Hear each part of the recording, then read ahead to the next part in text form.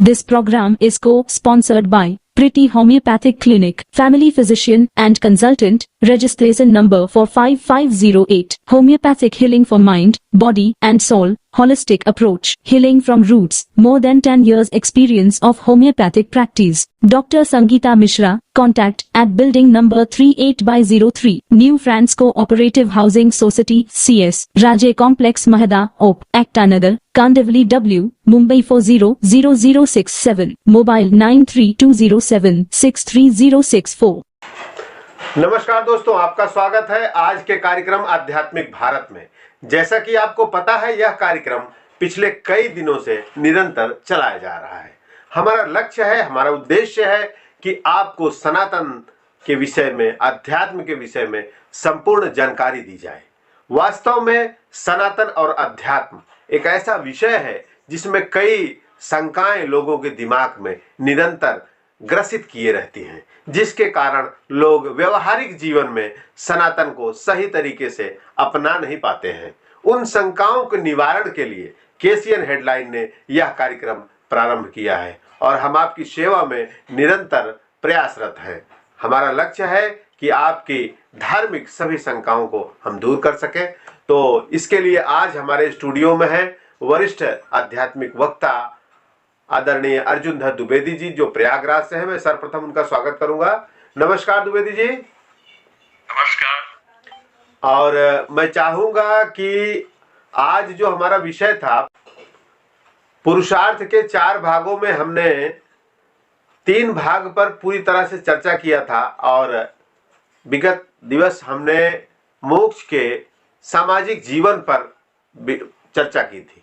आज हम मोक्ष के लिए हमारे दैनिक जो दिनचर्या है, हमारा वास्तविक जीवन किस तरह से होना चाहिए अगर हम मोक्ष प्राप्ति के लिए कार्य कर रहे हैं, तो उस पर हम चर्चा करेंगे।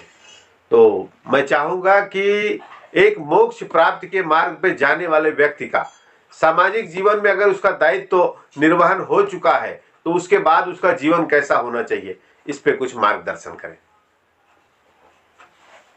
नमस्कार दोस्तों, आज मिश्रा जी ने जो प्रश्न किया है कि सांसारिक दायित्व की पूर्ति होने के पश्चात हमें क्या करना चाहिए। मोक्ष की प्रक्रिया शुरुआत कहां से होती है?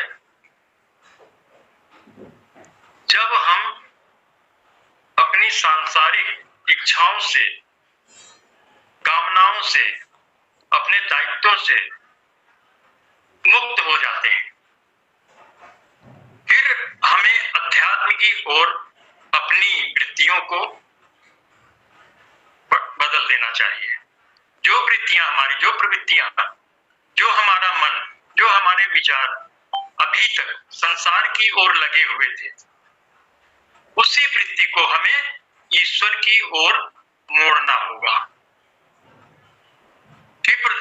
क्योंकि सारा कार्य जो भी इस ब्रह्मांड का, इस संसार का, जगत का होता है, वो ईश्वर की कृपा से ही आपको मिला हुआ है।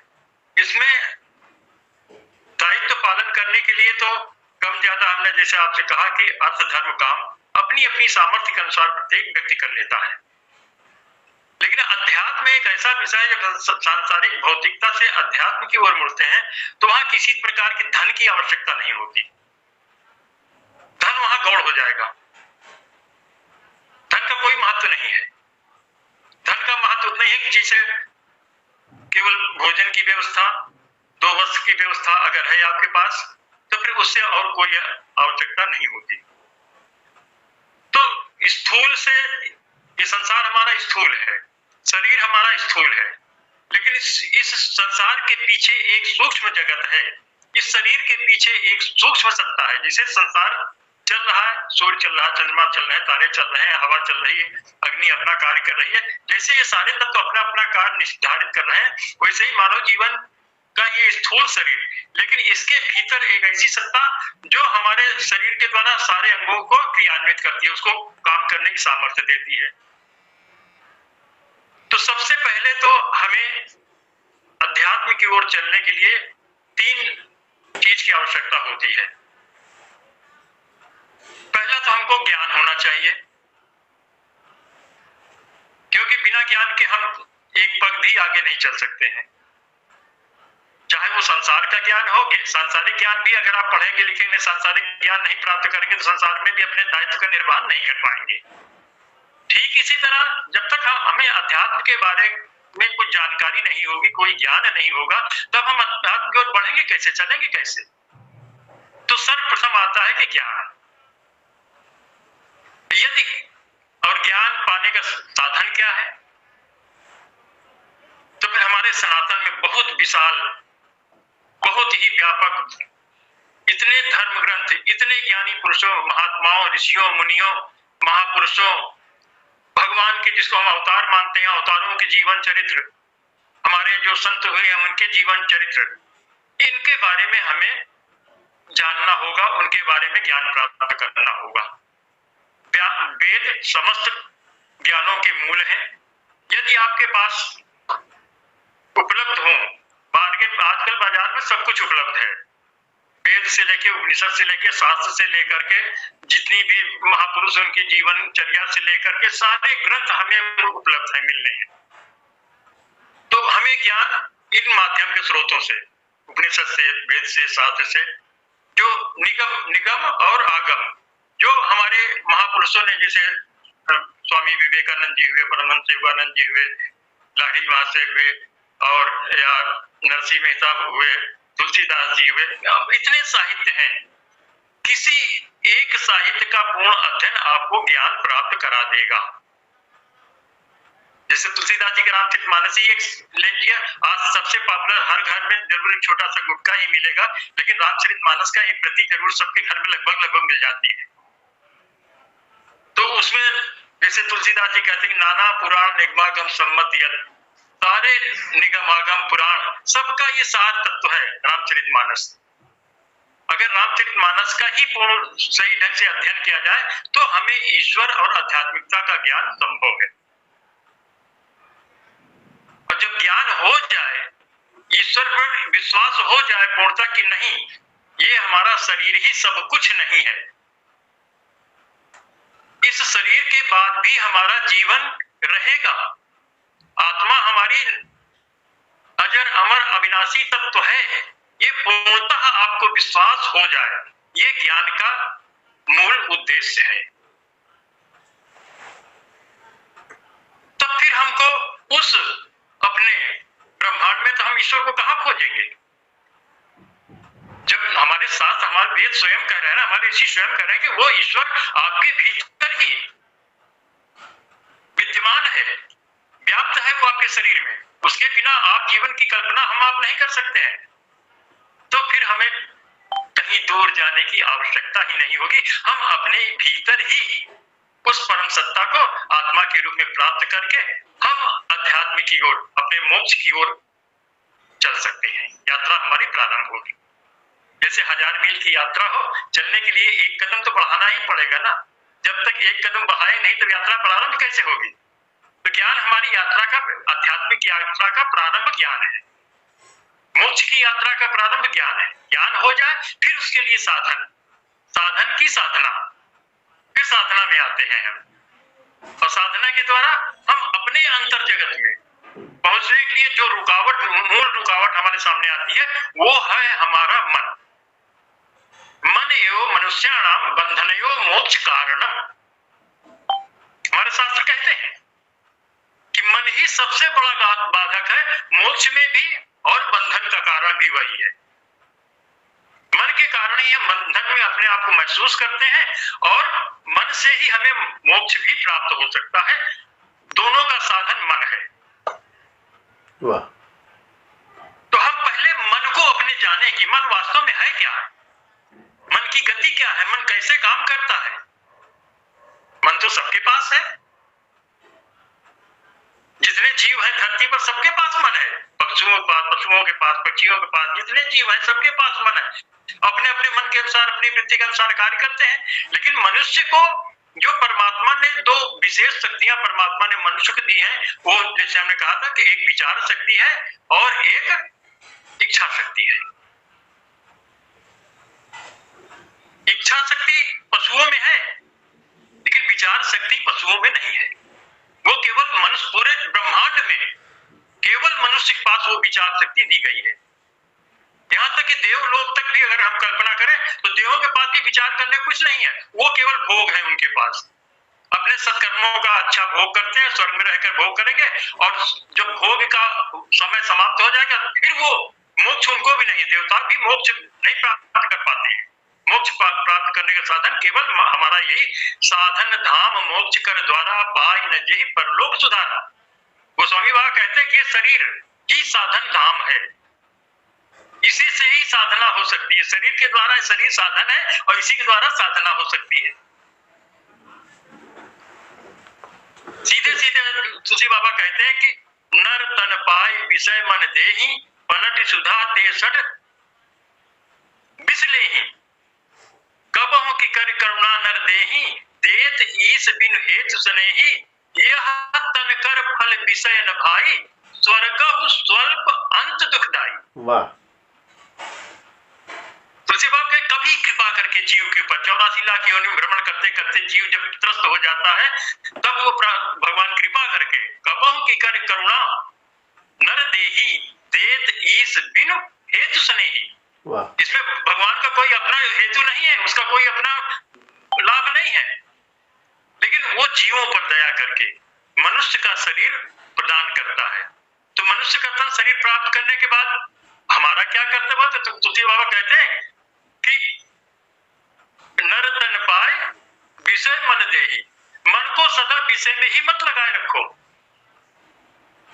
विषय विष के समान है, इंद्रियां भोगते भोगते क्षीण हो जाएंगी और क्षीण हो जाएंगी, फिर जरा और मृत्यु रोग का बुढ़ापे में फिर जितना अधिक भोग करेंगे युवा अवस्था में उतना ही जल्दी इंद्रियां क्षीण हो जाती हैं और हम रोग ग्रसित हो जाते हैं। तो जब रोग ग्रसित हो जाएंगे तब फिर हम क्या करने लायक रहेंगे? तब तो मनुष्य को रोग का निवारण करने में लगा रहेगा। इसलिए साधना का जो समय है वो जब से आप स्टार्ट कर लें, आगे के लिए वृत्ति हमारा मार्ग साफ करने के लिए हमें अभी से जो जिस अवस्था में है, युवा है, बालक को ही शुरू से माता पिता का कर्तव्य होता है उनको आध्यात्मिक का ज्ञान कराएं, उनको ले चलें, स्वयं भी ज्ञान प्राप्त करें और अपने परिवार, अपने बच्चे, देश, दोस्त, यार, मित्र सबको भी। ये हमारा दायित्व है, सामाजिक दायित्व। अगर मेरे पास कुछ है, कुछ हमने ज्ञान प्राप्त किया है तो हम ज्ञान औरों को दें, बांटें। तो हमें साधना का मार्ग अपनाना होगा, पहले ज्ञान प्राप्त करना होगा। ज्ञान प्राप्त करने के आपके पास बहुत से सदग्रंथ हैं, अगर सदग्रंथ नहीं उपलब्ध है, जिनके पास नहीं खरीद सकते, नहीं पढ़ सकते, उनको फिर सत्संग करना चाहिए। संतों के पास जो उनकी वाणियां हैं उनको सुनना चाहिए, उनसे मार्गदर्शन पूछना चाहिए। इच्छा आपको करनी होगी, बिना इच्छा के कुछ नहीं होगा। अच्छा, साधक की दिनचर्या भी कुछ सुनिश्चित कही जा सकती है, या भोजन प्रसाद कैसा रहना चाहिए, उठना सोना जागना वो कैसा रहना चाहिए? साधक के लिए सर्वप्रथम तो एक साधना का जो मार्ग होता है, क्योंकि बिना साधन तो चाहिए हमको, बिना तभी तो साधना होगी। और वो साधन क्या है? वो साधन हमारे महापुरुष, हमारे जो सदग्रंथ है वो बताते हैं ज्ञान हमको कि इस मार्ग पर इस तरह से हम चल सकते हैं। तो उसके लिए हमें पहले तो अपने जीवन की शैली को बदलना होगा। जीवन शैली का मतलब जो हमारी प्रवृत्तियां हमेशा संसार के ऊपर, हमारा मन संसार के ऊपर ही लगा रहता है, तो हमें अपने आप को कुछ समय, पूरा समय तो आप दे नहीं पाएंगे, कोई समय पूरा दे भी नहीं सकता, 24 घंटा कोई साधना भी नहीं कर सकता। तो उसके लिए एक समय, अपना जो समय सबके से फुर्सत का समय हो, जो आपके लिए बाधक ना हो, कोई गृहस्थ के दायित्व से थोड़ा मुक्ति हो, ऐसे समय में सुबह का वक्त ज्यादा अच्छा होता है। सुबह 5 बजे से लेके 6-7 बजे तक 1-2 घंटे का समय, रात्रि का समय है, शाम का समय है, उस समय भी आप कर सकते हैं। तो साधना के लिए फिर योग के मार्ग में आना होगा। योग हमें पहले जो आप पढ़ेंगे, अगर योग में आएंगे तो उसके लिए भी ज्ञान होना चाहिए। योग का सबसे ज्यादा जो भ्रम है, योग लोगों को कसरत वाला ही योग समझ में आता है, तो जरा एक्सप्लेन करके बताइएगा। वो व्यायाम है। व्यायाम से हम शरीर को स्वस्थ रख सकते हैं, इसलिए थोड़ा बहुत व्यायाम करना भी आवश्यक सबके लिए होता है। अगर व्यायाम का तरीका सही हो तो 80 वर्ष का बूढ़ा भी व्यायाम कर सकता है। तो व्यायाम से हमारा शरीर स्वस्थ होगा। फिर प्राणायाम आता है। प्राणायाम से हमारा मन नियंत्रित होता है। प्राण ही जीवन है और प्राण को नियंत्रित करना ये प्राणायाम है। प्राण को आयाम देना। प्राण जो हमारे प्राण का मुख्य स्रोत क्या है? ये हमारी सांसें हैं जो निरंतर चलती हैं। हमारे शरीर के दो अंग ऐसे हैं जो बचपन से लेकर के और मृत्यु पर्यंत सतत कार्य करते रहते। बाकी अंग तो विश्राम भी पा जाते हैं, लेकिन ये दो अंग कौन कौन से? पहला हमारा हृदय है और दूसरा हमारी सांसें हैं, फेफड़े। तो हमारी सांसें निरंतर चलती रहती हैं।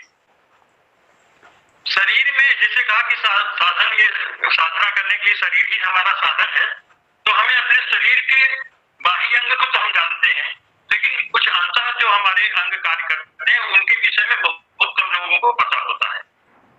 उसमें सबसे पहला है हृदय, जो हमारे शरीर में रक्त संचार का काम करता है, और दूसरा है फेफड़ा, जो श्वास के द्वारा रक्त की शुद्धि का कार्य करता है। तो प्राणायाम करने के लिए हमें अपने प्राणों को आयाम देना, जो हमारी सांसें हैं निरंतर जो चल रही।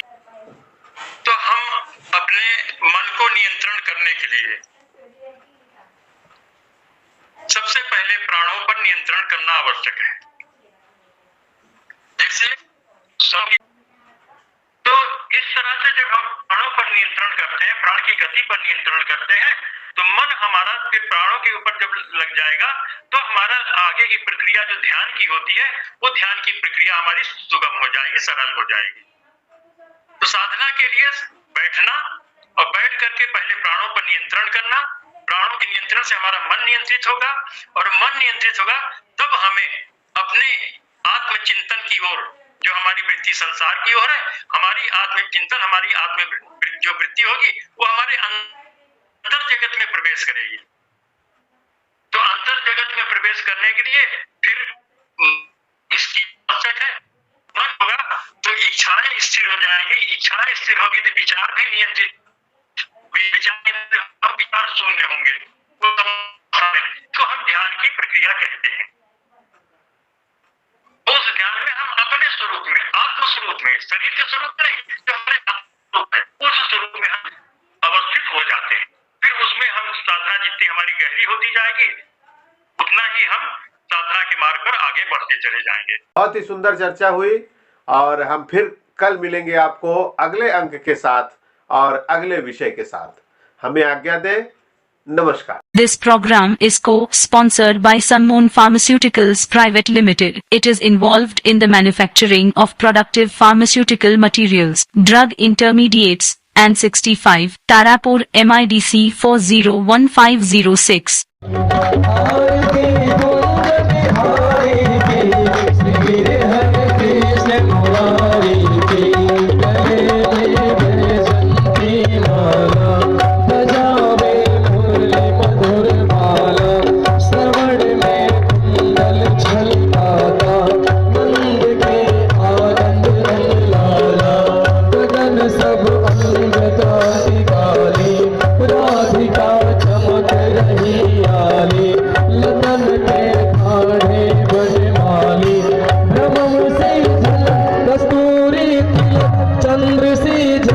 ललित छवि श्यामा